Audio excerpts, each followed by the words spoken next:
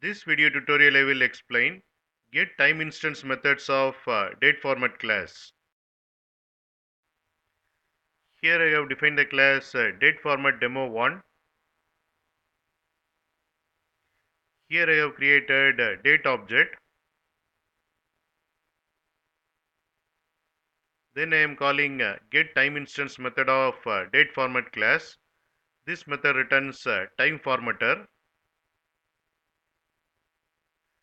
Then I am calling format method of DateFormat object and passing the date.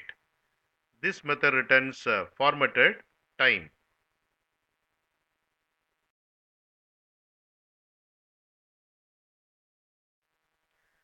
Here I have defined the class DateFormat demo2. Here I have created date object.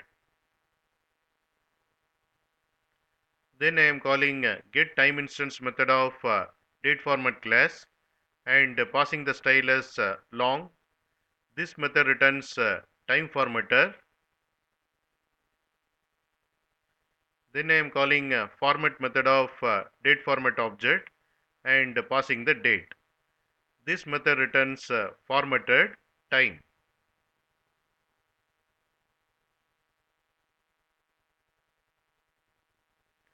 This time I am passing style as medium.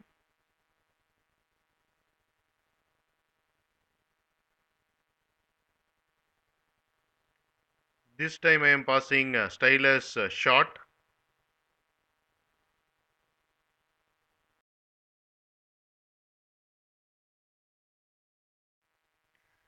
Here I have defined the class DateFormat demo3. Here I have created date object. Here I have created locale. Then I am calling getTimeInstance method of DateFormat class and passing style as long and passing the locale. This method returns time formatter. Then I am calling format method of DateFormat object and passing the date. This method returns formatted time.